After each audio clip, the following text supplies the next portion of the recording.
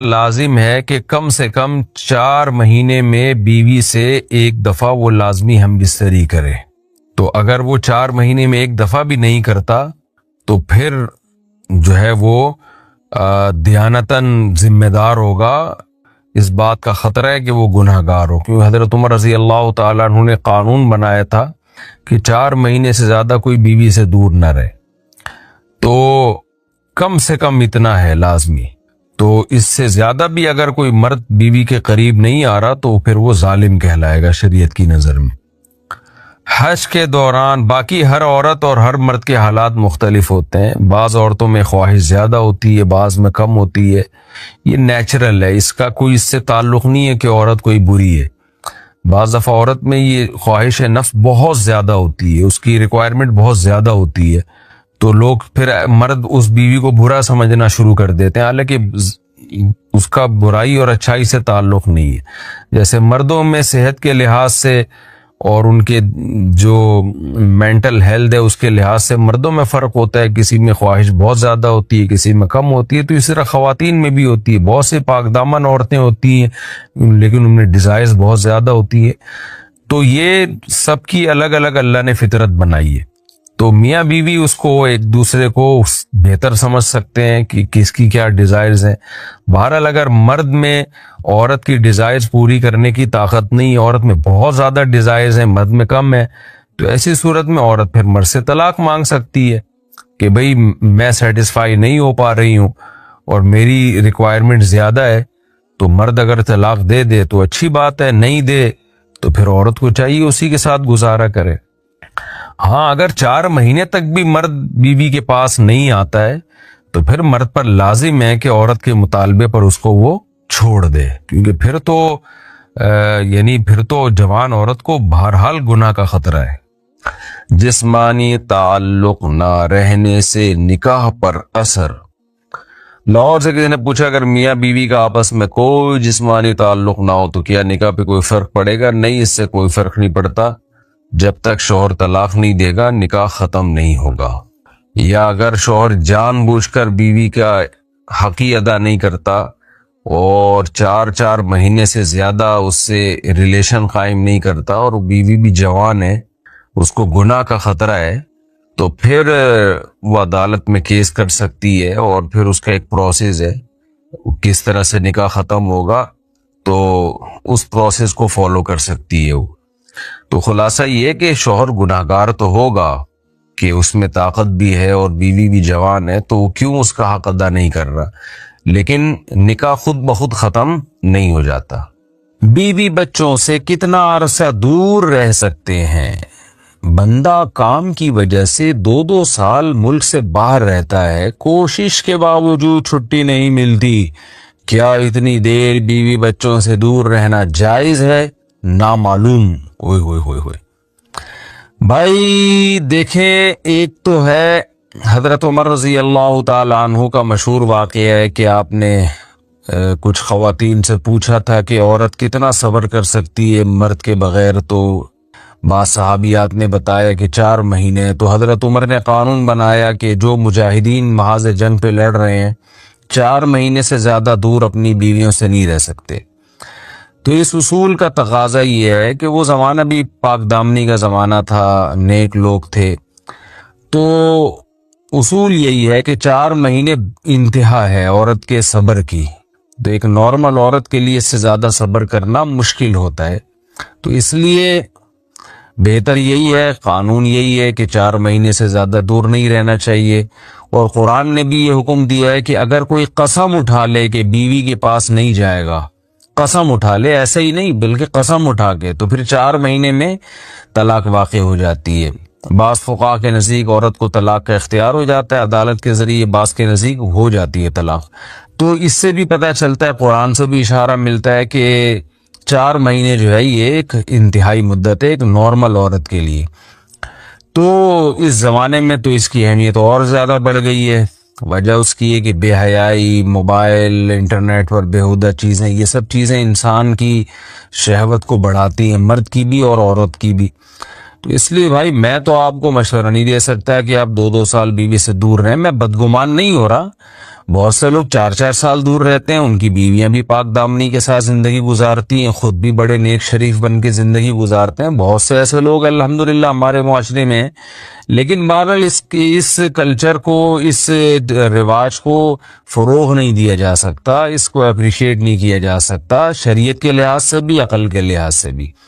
2 سال تک مرد کے لیے صبر کرنا کتنا مشکل کام ہے. وہ کھا بھی رہا ہے انڈے پراٹھے، اور جناب کھانا پینا اسی سٹائل میں چل رہا ہے، یا تو روزے رکھ کے اپنے آپ کو آدھا کر دیا اس نے. تو سوال عورت کے ساتھ مرد کا بھی تو ہے نا. مرد میں تو قوت اور شہوت اللہ نے اور بھی زیادہ رکھی ہے، تو وہ کیسے صبر کرے گا؟ مرد کی جو قوت برداشت ہے وہ فقہا نے اور اطباء نے بیان کی 1 مہینہ ہے. تو 2 سال تک بیوی سے دور ہیں. میں پھر بھی بتا دوں، میں بدگمان نہیں ہو رہا کہ جو دور ہیں آپ ان کے بارے میں برا سوچنا شروع کر دیں، لیکن بہرحال یہ اپنے آپ کو فتنوں میں ڈالنے کے مترادف ہے. اس لیے ایسی جاب نہ کریں.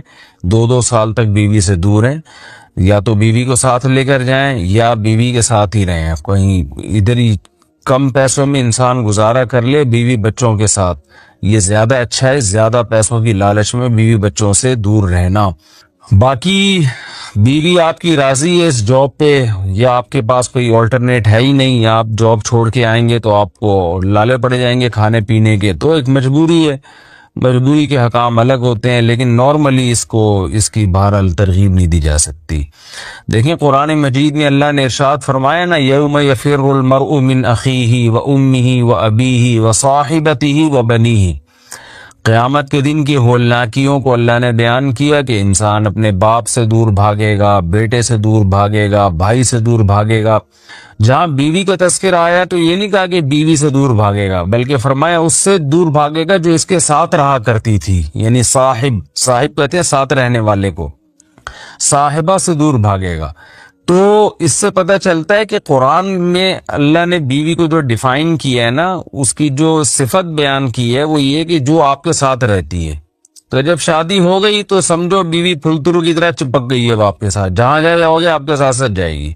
تو قرآن سے بھی اشارہ ملتا ہے کہ بیوی سے ساتھ رہنے کی چیز ہے. اب آپ 2 سال، پھر ایک دفعہ تھوڑی ہوتا ہے کہ 2 سال کے لیے چلے گئے 2 سال بعد واپس آئے. جو باہر جاب کرتے ہیں وہ تو پھر آئے 1 مہینے بعد پھر 2 سال کے لیے چلے گا. ان کی تو ساری جوانی باہر ہی گزر جاتی ہے.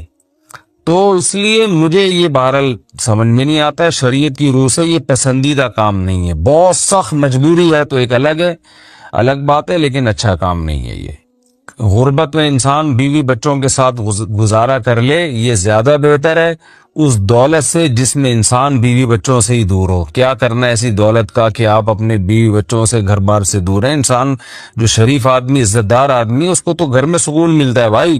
شوال کے 6 روزے امام ابو حنیفہ کے نزدیک مکروہ ہیں. اس کی کیا وجہ ہے؟ اس کی تعویل کی ہے علماء نے کہ ابتدائے اسلام میں اس بات کا خطرہ تھا کہ رمضان گزرتے ہی لوگ 6 روزے رکھ لیں گے، تو اس کا خطرہ ہوگا کہ لوگ اس 6 روزوں کو رمضان کے روزوں کا حصہ سمجھنا نہ شروع کر دیں. تو اس لیے بعض لوگوں نے کہ امام صاحب کے نزدیک اس 6 سے مراد یہ کہ روزہ گزرتے ہی 6 روزے رکھے جائیں، تو متفرق طور پہ رکھے جائیں تو کوئی حرج نہیں ہے. دوسری بات یہ کہ دیکھو یہ علماء کا کام ہوتا ہے کہ امام ابو حنیفہ کے کون سے قول پہ فتویٰ ہے، کون سے قول پہ فتویٰ نہیں ہے. اگر فرض کر لو امام حنیفہ کا یہ پکا ڈھکا قول ہے کہ 6 روزے شوال کے نہیں رکھنے چاہیے، تو فقہ حنفی میں فتویٰ اس میں امام ابو حنیفہ کے قول پہ نہیں ہے، فتویٰ اس میں صاحبین کے قول پر ہے، کیونکہ اس بارے میں صحیح حدیث موجود ہے شوال کے 6 روزوں کے بارے میں، اور وہ خطرہ بھی ٹل گیا کہ لوگ اس کو رمضان کا حصہ سمجھنا شروع کر دیں. تو اس لیے بعض اسلاف سے جو اس کی کراہت منقول ہے، وہ جس وجہ پہ جو وجہ تھی اس کی وہ وجہ ختم ہو گئی ہے. تو اس لیے اب اس میں لے کے بیٹھے رہنا امام صاحب نے اس بارے میں کیا کہا ہے تو کیا ضرورت ہے جب فقہ حنفی میں یہ قول ہی نہیں ہے، فقہ حنفی میں اس قول پہ فتویٰ ہی نہیں ہے. تو فقہ حنفی میں جس قول پہ فتویٰ ہے وہ یہی قول ہے کہ 6 روزے یہ سنت عمل ہے، رکھنا ثواب ہے. ہر امام ابو حنیفہ کا ہر قول فقہ حنفی نہیں ہے، خوب سمجھ لو. یہ جو لوگ کہتے ہیں نا بعض اہل حدیث کے ان کے اندھی تقلید ہے، ایسا نہیں ہے. امام صاحب کے ہر قول پہ فتویٰ نہیں دیا گیا ہے فقہ حنفی میں، بعض اقوال چھوڑے گئے ہیں. بعض اقوال ایسے ہیں جن میں صاحبین کے قول پہ فتویٰ ہے، بعض ایسے ہیں جن میں امام ابو یوسف کے قول پہ، بعض میں تو تینوں امام کے قول چھوڑ کر امام زفر کے قول پہ فتویٰ ہے، بلکہ بعض دفعہ تو فقہ حنفی کو چھوڑ کے فقہ شافعی پہ فتویٰ ہے، بالکل ہی آؤٹ ہوئے ہوئے۔ تو لیکن صرف فرق یہ ہے کہ یہ کام علماء کے کرنے کا ہے، عامی آدمی کو اس کا اختیار نہیں ہے کہ اس قول پہ میں فتویٰ دوں، عامی آدمی کے پاس علم نہیں ہوتا، تو یہ مشائخ یہ کام کر چکے ہیں۔ مفتی صاحب آپ نے کہا تھا کہ گارڈ آپ کی حفاظت کے لیے ہیں، لیکن جب آپ نہیں ہوتے تو گارڈ بھی نہیں ہوتے، تو یہ پرسنل گارڈ ہے نا میری حفاظت کے لیے، کہ میری حفاظت کر رہے ہوں گے تو آپ کی بھی خود بخود ہو رہی ہے غریبی میں، اس سے آپ کو خوش ہونا چاہیے۔ اللہ نہ کرے اللہ وہ دن نہ لائے کب کچھ ہو گیا تو پھر اکیلے کو تھوڑی ہوگا۔ غریبی سسٹم تو دہشت گردوں کے یہاں چلتا ہے، غریبی سسٹم کی غریبی میں دو چار وہ ویسے ہی لپیٹ دیتے ہیں، تو اللہ حفاظت میں رکھے سب کی حفاظت کے اللہ تعالیٰ۔ مسجد میں سیلفی لینا کیسے کیا، مسجد کی بے اکرامی اور بے ادبی تو نہیں، خاص کر فرض نماز کے فوراً بعد بجائے ذکر و اذکار اور دعاؤں کی ڈائریکٹ سیلفی لینا ٹھیک ہے، سیلفیوں کا فرض نماز کے بعد معمول بنا لینا یہ تو جائز نہیں ہے۔ نماز کے بعد ذکر کرنے کے بجائے، سنتیں پڑھنے کے بجائے آپ کو آؤ بھائی سیلفیوں کے لیے لوگ آ جاؤ، تو اس لیے یہ تو عمل تو ٹھیک نہیں ہے۔ لیکن کبھی کبھار ایسا ہوتا ہے کوئی بہت دور سے آیا ہوا ہے، پشاور سے آیا ہوا ہے، کوئٹہ سے آیا ہوا ہے، اس کو جانا ہے، تو پھر وہ کہتا ہے ایک سیلفی، تو میرا خیال ہے ہفتے میں ایک آدھ دفعہ ایسا میں کر لیتا ہوں، چل بھائی تو سیلفی لے لے۔ تو وجہ اس کی ہے کہ فرض نماز کے بعد اگر میں اس کو سیلفی نہ دوں، وہ گھنٹہ بیٹھے گا جائے گا، تو احیاناً کبھی کبھار ہو جائے تو میرا خیال ہے کوئی حرج نہیں ہے۔ جیسے کبھی کبھار آدمی فرض نماز کے بعد موبائل دیکھ لیتا ہے، کوئی ایمرجنسی کال تو نہیں آ گئی ہے، حالانکہ فرض نماز کے بعد تو اللہم انت السلام پڑھیں، سنتیں پڑھیں، یہ معمول ہونا چاہیے۔ لیکن عام معمول سے کبھی کبھار انسان کسی ضرورت کی بیس پہ ہٹ جاتا ہے، تو ایسے ہی کبھی کبھار ایسا مہینے میں ایک آدھ دفعہ ایسا ہوتا ہے کہ فرض نماز کے بعد میں کسی کو سیلفی دے دیتا ہوں۔ وجہ کیا ہے، وہ دور سے ایک بزرگ ہے، بوڑھا آدمی ہے، وہ کہاں انتظار کرے گا، تو کبھی کبھار ہی ایسا ہوتا ہے، نارملی ہمارے یہاں ایسا ہوتا نہیں ہے۔ اگر ہو تو وہ غلط ہے، نہیں ہونا چاہیے۔ اگر ہو تو مجھے بتائیں، میں چھوڑ دوں گا اگر ایسا کیا میں نے۔ ساحل ادیم صاحب حالیہ بیان میں شیخ الاسلام مفتی تقی عثمانی جیسی شخصیت پر تبرہ کر رہے ہیں کہ سود کو اسلامک بینک کا نام دے دیا، اور حالانکہ دوسری طرف مولانا تاج میر صاحب اپنے ممبران کو دیتے ہیں مدرسے میں۔ کیا مطلب؟ کیا؟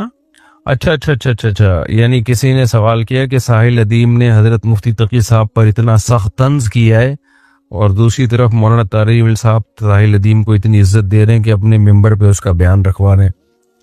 دیکھو مولانا تاجمل صاحب کی باتیں مولانا تاجمل صاحب سے پوچھو، صحیح ہے نا؟ انہوں نے بیان رکھوایا نہیں رکھوایا، کیوں رکھوایا، کیا پلایا کیا کھلایا، تو وہ تو ان سے پوچھو۔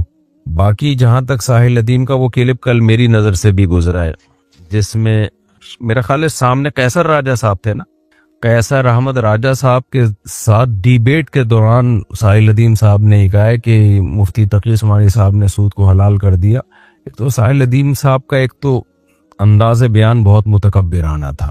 دیکھو آپ کی جو حیثیت ہے آپ اسی حساب سے بات کرو، آپ یوں اگر بات کرنی ہے آپ یہ کہہ دو حضرت مفتی تقی صاحب۔ دیکھو شجاع الدین شیخ صاحب نے بھی اسلامک بینکنگ کے خلاف بات کی ہے، لیکن جس اسٹائل میں کی ہے وہ کسی پڑھے لکھے آدمی کا اسٹائل ہے۔ انہوں نے کہا مفتی تقی صاحب بہت بڑے ہیں، اور میں اختلاف نہیں کر رہا، لیکن علماء دیوبند میں بھی بعض علماء اسلامی بینکنگ کے خلاف ہیں، تو اب شک پیدا ہو گیا۔ اب چونکہ شک پیدا ہو گیا ہے تو حدیث میں آتا ہے کہ سود بھی چھوڑ دو، اور سود میں اگر شک ہو تو وہ شک بھی چھوڑ دو۔ اور یہ بھی حدیث پیش کی کہ حلال بھی واضح ہے، حرام بھی واضح ہے، کچھ چیزیں مشتبہات میں سے ہوتی ہیں تو مشتبہات کو چھوڑ دینا چاہیے۔ یہ بڑی بیلنس بات کی ہے شجاع الدین شیخ صاحب نے کہ بھائی چونکہ علماء میں ہی اختلاف ہے اس مسئلے میں، تو ہم احتیاط کی بیس پہ اسلامک بینکنگ سے بھی اوائڈ کرتے ہیں۔ یہ ایک معقول بات ہے، باقی میں اس کا جواب دیتا ہوں، لیکن یہ کوئی بات ہے جو سنی بھی جا سکتی ہے اور اس کا جواب بھی دیا جا سکتا ہے۔ کوئی جواب سے راضی ہو تو بھی ٹھیک ہے، راضی نہ ہو تو یہ اس پہ کلپ بنا دینا لازمی، یہ بہت اہم بات ہے۔ دیکھو یہ جو پہلے میں شجاع الدین شیخ صاحب کی بات کا جواب دوں گا، ساحل ادیم کی طرف میں بعد میں آتا ہوں، کیونکہ شجاع الدین شیخ صاحب نے جو بات کی ہے نا وہ پڑھے لکھے لوگ جس طرح سے بات کرتے ہیں اس طرح سے بات. ساحل ندیم صاحب نے تو بالکل بیکار سی بات کی ہے. شجاع الدین شیخ صاحب نے یہ کہا ہے کہ یہ مسئلہ علماء کے مابین اختلافی ہے. مفتی تقی صاحب نے جائز قرار دیا اور خود علماء دیوبند ہی میں بہت سے ناجائز کہتے ہیں. جیسے بنوری ٹاؤن کی طرف نسبت کی, وہ ناجائز کہتے ہیں. تو ہم احتیاط پر عمل کرتے ہیں کیونکہ سود اتنی خطرناک چیز ہے کہ اس میں احتیاط پہلو پر عمل کرنا چاہیے.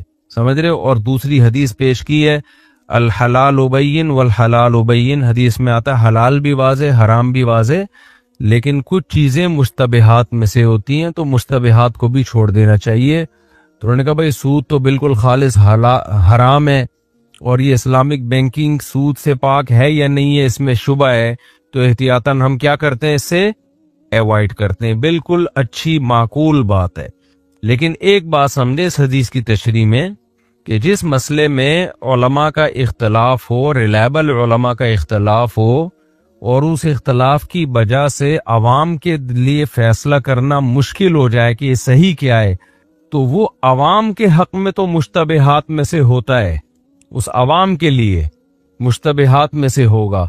لیکن جس کی خود تحقیق ہو اور وہ تحقیق کے بعد فیصلہ کرے کہ یہ جائز ہے, اس کے لیے وہ مشتبہ نہیں ہوتا. سمجھ رہے کہ نہیں سمجھ رہے؟ دیکھو ایک چیز کے بارے میں اختلاف ہو گیا, ایک مفتی کہہ رہا ہے یہ حلال ہے, میری تحقیق ہے, دوسرا مفتی کہہ رہا ہے حرام ہے, تو ایک تھرڈ پارٹی کے لیے تو یہ مشتبہ ہوگا, خود اس مفتی کے لیے تھوڑی ہوگا جو حلال کہہ رہا ہے, کیونکہ وہ تو دلیل کی بیس پہ کہہ رہا ہے. اس کے لیے تو وہ تو یہ کہہ رہا ہے بھئی میری نظر میں یہ جائز ہے. میں ایک مثال دیتا ہوں. حضرت مفتی رشید احمد صاحب رحمہ اللہ تعالیٰ کی رائے یہ تھی صبح صادق کے بارے میں کہ 15 درجے پہ صبح صادق ہوتا ہے, جمہور علماء کہتے ہیں 18 درجے پہ ہوتا ہے. تو مفتی رشید احمد صاحب 15 کے حساب سے روزہ بند کرتے تھے صبح سحری میں. کسی نے کہا حضرت علماء کے درمیان اختلاف ہے, آپ احتیاط پر عمل کیوں نہیں کرتے؟ انہوں نے کہا احتیاط پہ تو تیسرا آدمی عمل کرے نا, میری تو خود رائے ہے, میں ہی اگر احتیاط پہ عمل کروں گا تو اس کا مطلب جو صاحب رائے ہے اسے اپنی رائے پر خود ہی اطمینان نہیں ہے. سمجھ رہے کہ نہیں سمجھ رہے؟ جو صاحب رائے ہے اسی کو اطمینان نہیں ہے اپنی رائے پر, وہ اس کو مشتبہات میں داخل کر رہا ہے, تو وہ رائے پھر رائے رہتی نہیں ہے. تو جن علماء نے اسلامک بینکنگ کی تحقیق کر کے اس کے جائز ہونے کا فتویٰ دیا ہے, ان کی نظر میں یہ مشتبہات میں نہیں ہے. ایک تھرڈ پرسن کی نظر میں مشتبہات میں ہوگا, وہ کہے گا بنوری ٹاؤن ناجائز کہہ رہے, دارالعلوم کرنگی جائز کہہ رہے, تو میں کہاں جاؤں؟ بھائی بہتر یہی ہے کہ آپ احتیاط کر لو. سمجھ رہے ہو کہ نہیں سمجھ رہے؟ آپ احتیاط کر لو. ہاں اگر کوئی یہ کہتا ہے کہ بنوری ٹاؤن بھی قابل یعنی اعتماد ادارہ ہے, لیکن حضرت مفتی تقی صاحب چونکہ بینکنگ کے مسائل میں پوری دنیا میں ان کی مہارت مسلم ہے, تو جب ان دو مفتیوں کے فتوے میں ٹکراؤ ہوگا تو میں مفتی تقی صاحب کی رائے کو اس لیے ترجیح دے رہا ہوں کہ ان کا لیول بینکنگ کے مسائل میں باقیوں سے زیادہ ہے. تو جس عامی آدمی کی یہ رائے ہوگی اس کی نظر میں وہ مشتبہات میں بھی نہیں رہے گا پھر وہ, کیونکہ اب اس میں وجہ ترجیح موجود ہے. مشتبہ وہ چیز کہتے ہیں دونوں طرف برابر, تو دونوں طرف برابر لیول کے علماء نہیں ہے نا. ایک طرف جو عالم ہے مفتی تقی صاحب وہ تو بہت زیادہ ایکسپرٹ ہیں, تو رائے تو دونوں رائے کا احترام کرنا ہے. لیکن جب ایک طرف مفتی تقی صاحب آ گئے اور اکیلے مفتی تقی صاحب نہیں ہے, میں نے بتایا اسلامک بینکنگ مفتی رشید احمد صاحب, علامہ یوسف بنوری صاحب اور مفتی شفیع صاحب جو پاکستان کے مفتی اعظم تھے, یہ پورے علماء کا پینل بیٹھا تھا جنہوں نے یہ آلٹرنیٹ پیش کیا تھا. تو حضرت مفتی تقی صاحب کی اکیلے کی رائے نہیں ہے یہ, تو اس لیے کسی تھرڈ پرسن کے لیے مشتبہ ہو سکتا ہے, میرے لیے مشتبہ نہیں ہے کیونکہ میں نے تحقیق کی ہے. تو اب جو مجھ سے مسئلہ پوچھے گا تو میں اس کو یہ نہیں کہوں گا مشتبہات میں سے, میں کہوں گا میری رائے میں یہ جائز ہے. ہاں کوئی کسی اور مفتی سے مسئلہ پوچھے گا جس کی تحقیق نہ ہو تو وہ یہ کہہ سکتا ہے بھائی یہ مشتبہات میں سے, کیونکہ اس مفتی کی تحقیق ہے نہیں. تو یہ تو جواب ہو گیا حضرت یہ جو شیخ شجاع الدین صاحب ہیں ان کی بات کا. باقی ساحل ندیم صاحب کی بات کا جواب یہ ہے کہ ساحل ندیم صاحب آپ دیکھو, میں چاہتا ہوں کہ یہ مذہبی اسکالر میڈیا پہ لڑے نہیں آپس میں, لوگوں میں میسج نہ جائے کہ مفتی صاحب ساحل ندیم کو جواب دے رہے ہیں, ساحل ندیم مفتی صاحب کو جواب, یہ اچھا امیج نہیں جاتا. لیکن آپ بھی تو اپنی زبان کنٹرول کرو نا. آپ کے علم کی حیثیت کیا ہے مفتی تقی صاحب کے مقابلے میں؟ تو آپ نے اتنا طنزیہ لب و لہجے میں بول دیا کہ انہوں نے سود کو حلال کر دیا اور یہ کر دیا اور وہ کر دیا ہے. آپ سود کی ڈیفینیشن بتاؤ, سود ہے کیا؟ ربا النسا اور ربا الفضل میں کیا فرق ہے؟ حدیث میں جو 6 چیزیں آئی ہیں نا کہ تماثل کے ساتھ ان 6 چیزوں کو بیچنا حرام ہے, اس کی علت کیا ہے؟ تو آپ ان اسکالر سے پوچھیں, ان کو نہ ربا النسا کا پتا نہ ان کو ربا الفضل کا پتا. ان کو ربا کی ڈیفینیشن ہی معلوم نہیں ہوتی. جس کو ربا کی ڈیفینیشن معلوم نہ ہو وہ کیسے کہہ سکتا ہے کہ یہ اسلامک بینکنگ جیسے ڈرامے بازی ہے؟ پھر شریعت نے ربا کے آلٹرنیٹ کون کون سے سود سے بچنے کے لیے جو متبادل نظام دیا ہے, وہ کون سے 6 عقود ہیں جو بینکوں میں چلائے جاتے ہیں؟ بینکوں میں 6 عقود چلتے ہیں: مضاربہ, مشارکہ, مرابحہ, اجارہ, استثناء, سلم. آپ کسی ایک عقد کی ڈیفینیشن بیان کر دو. نہ آپ کو مرابحہ کا پتا, نہ اجارے کا پتا, نہ اجارے کے احکام پتا, نہ آپ کو استثناء کا پتا, استثناء کسے کہتے ہیں, نہ آپ کو سلم کا پتا, نہ آپ کو مضاربہ کا پتا, نہ آپ کو مشارکہ پتا. ہر ایک عقد ان میں ایسا ہے جس پہ مہینوں پڑھنا پڑتا ہے, تب جا کے عقود سمجھ میں آتے ہیں, اس کے شرعی احکام سمجھ میں آتے ہیں. آپ نے پڑھے ہیں کیا یہ عقود؟ تو کخ بھی پتا نہیں ہے آپ کو, اور آپ اپنے قد سے اتنی اونچی بات. قیصر احمد راجہ بیچارہ شریف آدمی, اس نے بولا بھائی یہ مفتیوں کا کام ہے. صحیح ہے نا؟ میں نہیں کہہ رہا ساحل ندیم صحیح شریف آدمی نہیں ہے, لیکن آپ اپنی حیثیت سے آگے جانے کی کوشش مت کرو.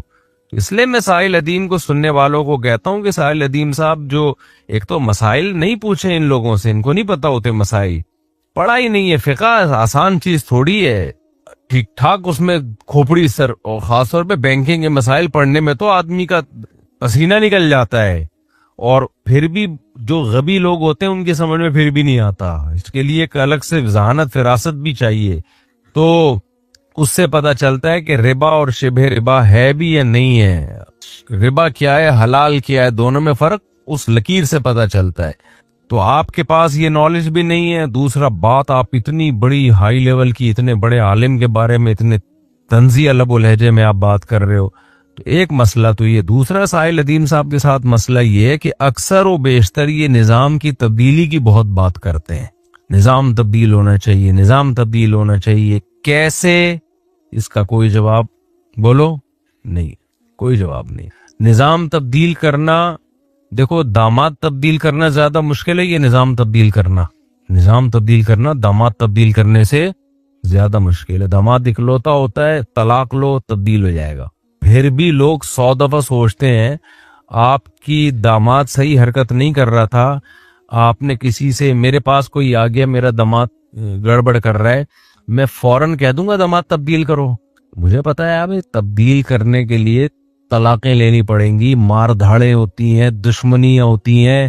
پھر اگر اس کو ہٹا دیا تو آلٹرنیٹ کوئی اچھا داماد مارکیٹ میں اویلیبل ہے بھی کہ نہیں ہے. تو اتنی سی چیز میں جو بہت ہلکی چیز ہے اس میں آدمی 100 دفعہ سوچتا ہے اور تبدیلی کی بات نہیں کرتا. آپ پورے ملک کا نظام تبدیلی کی بات کر رہے ہو اور آپ کے پاس کوئی پیکج ہے نہیں. داماد جب تبدیل کرنے کا مشورہ دیں گے ہم بہت سوچ سمجھ کے دیں گے, پھر اس میں ہم طریقے بھی بتائیں گے, ایسے کرو ایسے کرو, پٹائی بھی نہ ہو, دھنائی بھی نہ ہو, کورٹ میں جاؤ, یہ کرو, یہ کیس کرو, وہ گواہ سے ثابت کرو, تنسیخ نکاح کا کیس کرو. اور پھر بھی دیکھ لو بھائی آج کل داماد مارکیٹ میں کیا چل رہے ہیں, شارٹ. ایسا نہ ہو اس سے بھی جائے تو بھی خرچہ پانی تو مل رہا ہے, اس سے بھی جاؤ گے.